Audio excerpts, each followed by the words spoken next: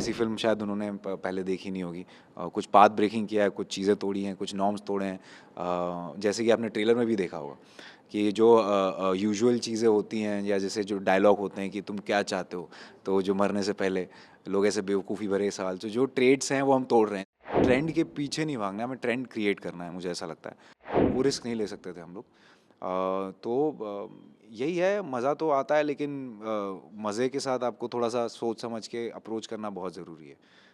You can't be excited, you can't be a kid in a candy land. गुस्सा तो आया है, मुझे बहुत आता है, लेकिन मैं अंदर दबा के रखता हूँ। ये सारी अपनी मेरे पास फिल्में हैं, तो उसी में कहीं ना कहीं जब मुझे सीन मिलते हैं, तो जो मौका, और इस फिल्म में तो मैंने, मुझे लगता है मेरी ज़िंदगी भर का जितना भी गुस्सा है इस फिल्म में पूरा निकाल दिया, निचोड़ दिया है। ट्रेलर में युद्धरम सिद्धार्थ काफी तोड़ फोड़ कर रहा है, तो अब 20 सितंबर को बॉक्स ऑफिस पे तोड़ फोड़ करने का इरादा है। इरादा तो हमेशा से ही था। समय लगता है चीज़ों में, अच्छी चीज़ें, बड़ी चीज़ें होने में समय लगता है, और मेरी ज़िंदगी में मुझे लगता है कि जो भी चीज़ें हुई हैं सही समय पे हुई हैं।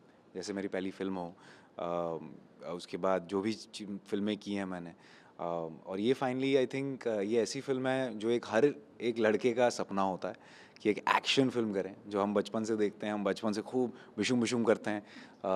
तो ये एक्शन फ़िल्म करने का जो मेरा सपना है वो अब जाके पूरा हुआ है, और इतने बड़े स्केल पे, वो भी इतने कमाल के लोग हैं जो इससे जुड़े हुए हैं। फरहान अख्तर सर हैं, रितेश सिद्धवानी सर हैं, Don makers of Don Sridhar Raghavan sir हैं, जिन्होंने इतनी कमाल कमाल की बड़ी बड़ी कहानियाँ लिखी हैं, जैसे वॉर, और जय ओज़ा ने इसे शूट किया है, जो जिन्होंने गली बॉय शूट किया है, तो वो तो हमारे यार ही हैं, हमारे दोस्त हैं। और रवि उद्यावर, उनकी पिछली फिल्म मॉम आपने देखी है, कितने कमाल के फिल्म मेकर हैं। तो ये इतने सारे लोग मिलके जो है अपना, मतलब इतना मुझ पे फेथ दिखाया उन्होंने। तो ये मेरे लिए बहुत बड़ी बात है।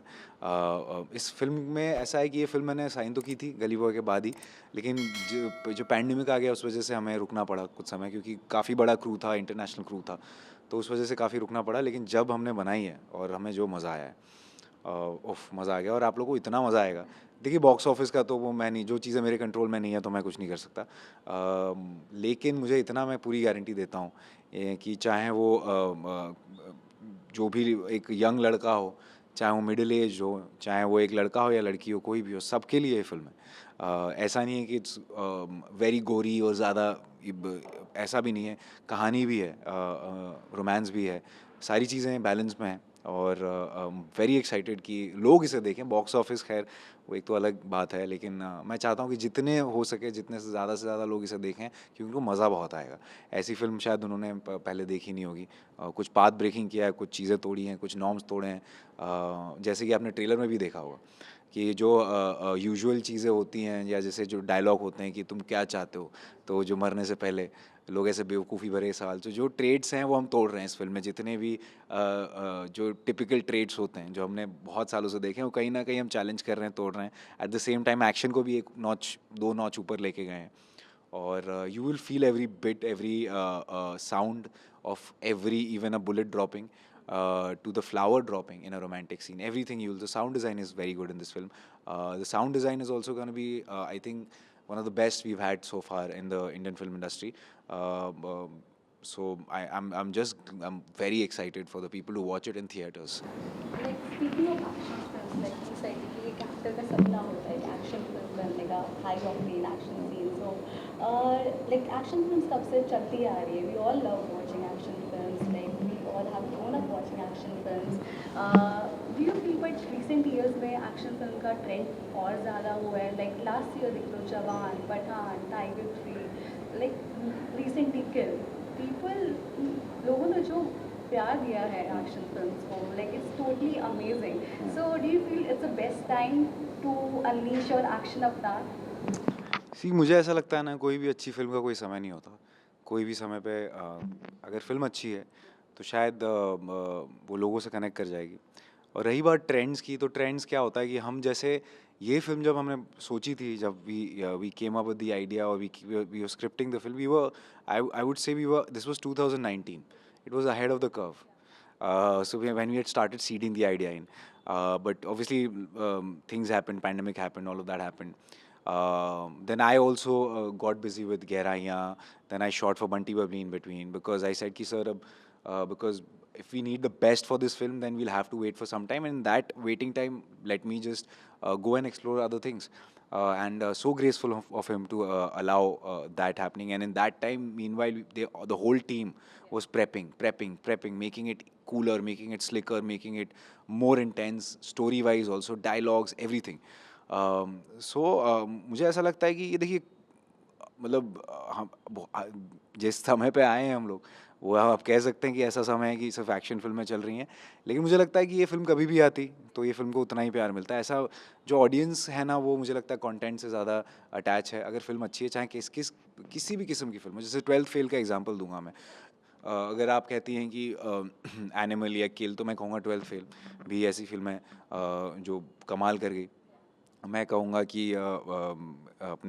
ये स्त्री स्त्री टू, तो अब उसमें लोग फंडे निकालेंगे, फार्मूला निकालेंगे कि अच्छा ये करते हैं। जब तक वो चीज़ें बनेंगी तब तक ट्रेंड चेंज हो जाएगा। तो ट्रेंड के पीछे नहीं भागना है, हमें ट्रेंड क्रिएट करना है, मुझे ऐसा लगता है। तो hopefully this film will also create some kind of waves and some kind of trends. So I firmly believe a good film will always outdo any kind of trends. जैसे आपने बोला डिशम डिशम करने में मज़ा तो आया, जी। But action scenes involve lot of risk, जी। एंड एज एन एक्टर एक रहता है कि इंजरी ना हो, like how is your experience, was there like thought कि इंजरी ना हो, कुछ ऐसा स्कार ना पड़ जाए? देखिए, जब ये फिल्म साइन हुई थी तो बड़ा controlled, as a young actor you might get too excited. आप ज़्यादा एक्साइट हो जाएंगे, आप ज़्यादा करने लगेंगे कि मैं प्रूव कर दूं। लेकिन मुझे पता था कि ये फिल्म ऐसी है और मैं नया लड़का हूँ जिसके ऊपर ये फिल्म माउंट हो रही है। तो मुझे पता था कि प्रोडक्शन में ऐसा ना हो कि मुझे अगर कुछ हो गया, इंजरी हो गई, तो ऐसा नहीं हो कि एक हफ्ता रुकना पड़ जाए, 10 दिन रुकना पड़ जाए। तो आई मेड श्योर कि जिम या वर्कआउट या मार्शल आर्ट ट्रेनिंग के साथ मैं एक रिहैब कोर्स भी करे जा रहा था, जो कि मोबिलिटी ट्रेनिंग होती है, जिसमें अपने जॉइंट्स को आप और ज़्यादा वर्क करते हैं। इट इज़, वो वेट्स नहीं होता, वो बहुत ही मिनिमल मूवमेंट्स होते हैं एंड्योरेंस बढ़ाने के लिए। जैसे आपका रोटेटर कफ हो गया, आपका जो जॉइंट नी जॉइंट्स हो गया, तो इसको स्ट्रेंथन करना बहुत इंपॉर्टेंट था, which was a very I think conscious decision from my part, that भाई इंजरी नहीं हो सकती। बिकॉज आई कैन, मैं मसल बना सकता हूँ, मैं बड़ा लग सकता हूँ, लेकिन फाइटिंग में अगर कुछ ज़्यादा हो गया, ज़्यादा खिंच गया, खींचना जो बोलते हैं ना, उसको प्रिवेंट करने के लिए मोबिलिटी बहुत ज़्यादा ज़रूरी है। तो मोबिलिटी पे बहुत ज़्यादा ध्यान दिया गया है। और उसकी वो चीज़ मैंने बहुत रखी कि नहीं है, जोश जोश में होश नहीं खोने। ये एक मेरा इकलौता चांस है, and I want to give the best output to my director, to my producer. एक टीम का मोराल होता है, वो हाई रखना बहुत ज़रूरी है। तो हालांकि इसमें मैंने आई थिंक अराउंड 70 to 80% खुद ही किए हैं सीक्वेंसेस। 20 to 30% जो बड़े सीक्वेंसेस हैं जिसमें रिस्क था, वो मैं नहीं कर पाऊँगा, या मैंने नहीं किया, या क्योंकि ये वो रिस्क नहीं ले सकते थे हम लोग। तो यही है, मज़ा तो आता है, लेकिन मज़े के साथ आपको थोड़ा सा सोच समझ के अप्रोच करना बहुत ज़रूरी है। You can't be excited, you can't be a kid in a candy land, कहते हैं ना, कि एक मेले में बच्चा आ गया, मुझे हाँ अरे मज़ा आ रहा है मारने में, ये नहीं, ऐसा नहीं होता। सेफ्टी सामने वाले को भी, हमारे फाइटर्स की भी सेफ्टी देखना बहुत ज़रूरी होता है।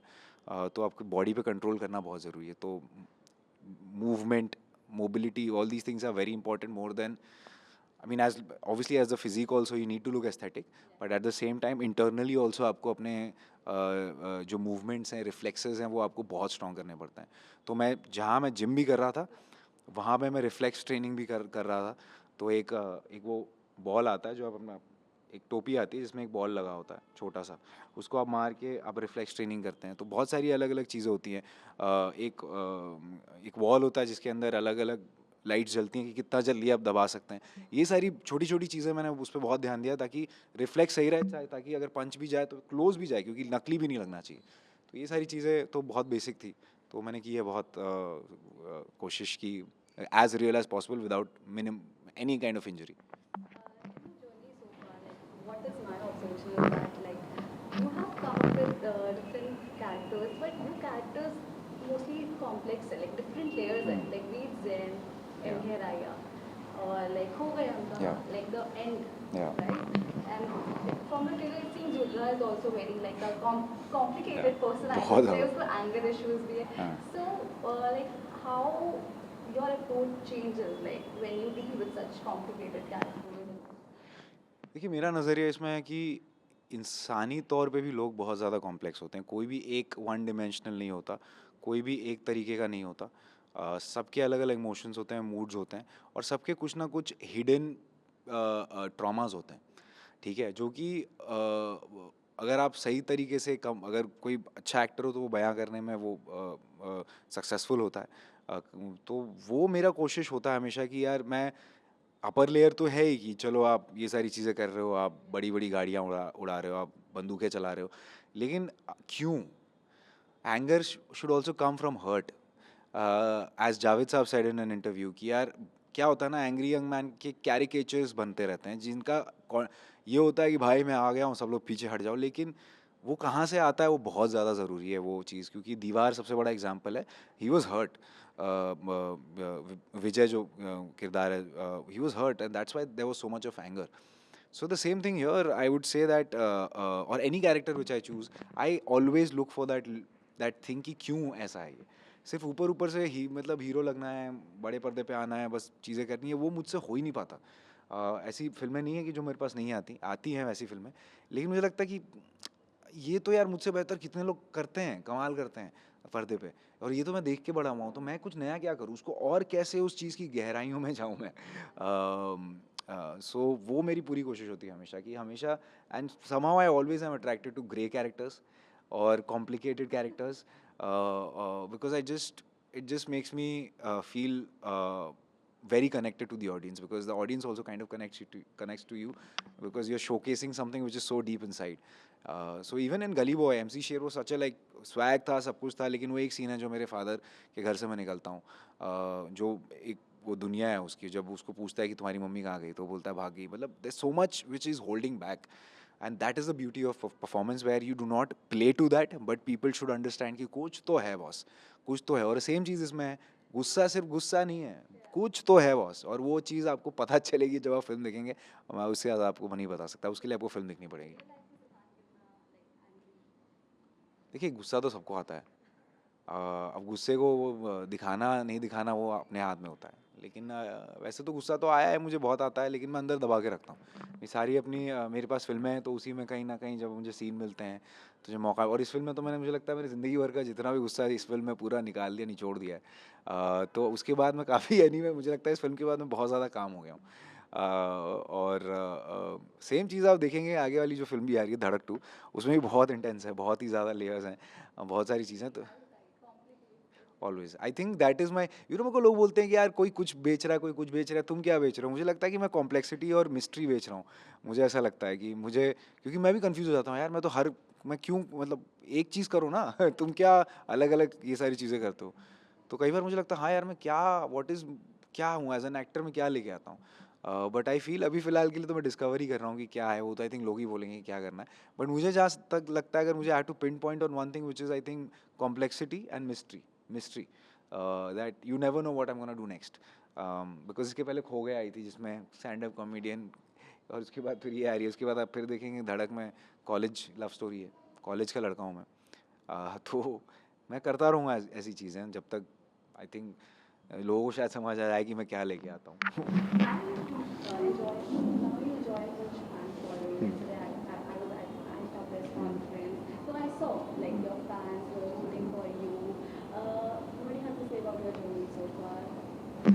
देखिए मैं उन्हीं की वजह से तो यहाँ हूँ। कोई किसी किस्म की बैकिंग या कोई कुछ नहीं है, जनता ने, आवाम ने ही मुझे बनाया है।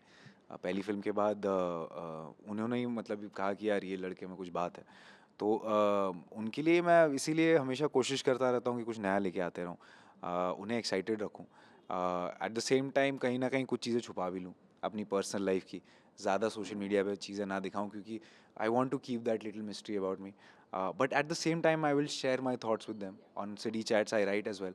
तो वहाँ पे अपने ख्याल भी मैं बयां करता हूँ कि मुझे ऐसा महसूस हो रहा है। ऐसा हमारा कुछ रिश्ता है कि जो लोग प्यार करते हैं बहुत ज़्यादा प्यार करते हैं, और जो लोग अभी तक नहीं जानते वो जान शायद जाएंगे आगे।